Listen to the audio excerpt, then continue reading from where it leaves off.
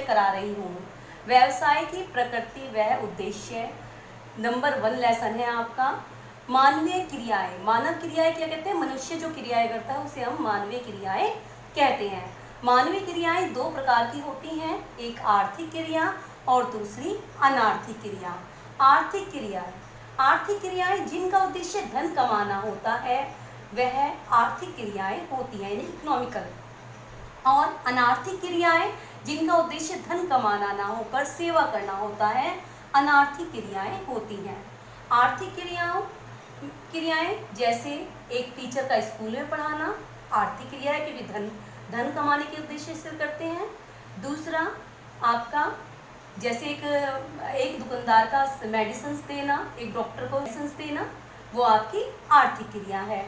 और अनार्थिक क्रियाएं जैसे धर्म का प्रचार करना, मंदिर में जाना, किसी भिखारी को भीख देना या देश की सेवा करना, समाज के कल्याण के लिए कोई भी कार्य करना, यह आपकी अनार्थिक क्रिया है।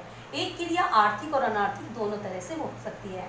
जैसे एक टीचर का स्कूल में पढ़ाना आर्थिक क्रिया, लेकिन घर पर अपने बच्चों को पढ़ाना अनार्थिक क्रिया। एक किसान का खेत में काम करना और फसल को बेचना आर्थिक क्रिया, और अपने घर के लिए करना वो अनार्थिक क्रिया। तो एक क्रिया आर्थिक भी हो सकती है और अनार्थिक भी हो सकती है। यानी जो धन कमाने के उद्देश्य से की जाए वह क्रिया आर्थिक क्रिया है, और जो धन कमाने के उद्देश्य से नहीं की जाती वह अनार्थिक क्रिया है। आर्थिक क्रियाओं में 3 प्रकार की होती है। पहली व्यवसाय, दूसरा पेशा और तीसरा रोजगार। आपका क्वेश्चन आता है आर्थिक क्रियाएं कितने प्रकार की होती हैं? तो 3 प्रकार की होती है, व्यवसाय, पेशा और रोजगार। व्यवसाय वस्तु व सेवाओं के उत्पादन वह क्रय विक्रय द्वारा धन प्राप्ति करना व्यवसाय कहलाता है। यानी वस्तुओं को खरीदा और उसके बाद बेच दिया, तो ये हमारा क्या है? व्यवसाय। पेशा क्या होता है? एक व्यक्ति अपने विशिष्ट ज्ञान एवं प्रशिक्षण के आधार पर अन्य व्यक्तियों की सेवा करता है, वह पेशा होता है। रोजगार समझौते के अंतर्गत नियोक्ता द्वारा सौंपे गए कार्य को पूरा करना, यानी समझौता, नियोक्ता ने जो काम दे देगा उसको पूरा करना, ये समझौते के अनुसार, जो उसने समझौता किया है उसके अनुसार।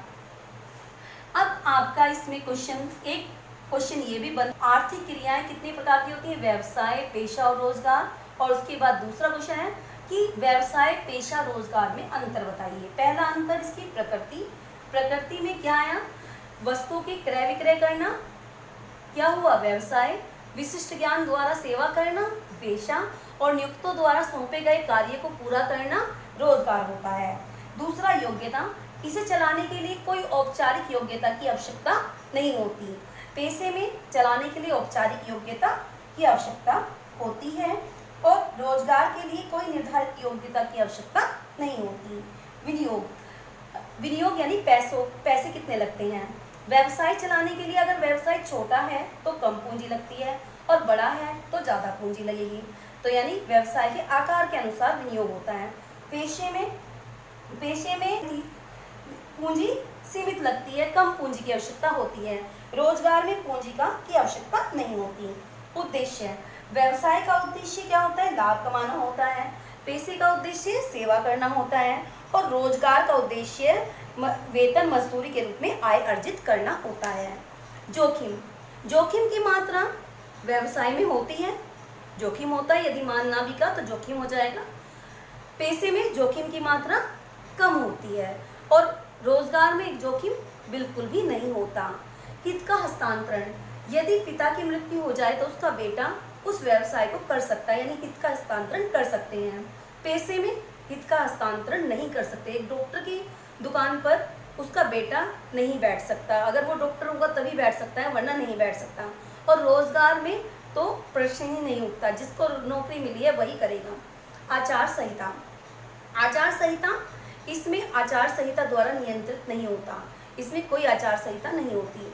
इसमें आचार संहिता होती है, और इस रोजगार में के स्थान दोनों पक्षकार के बीच में समझौता होता है।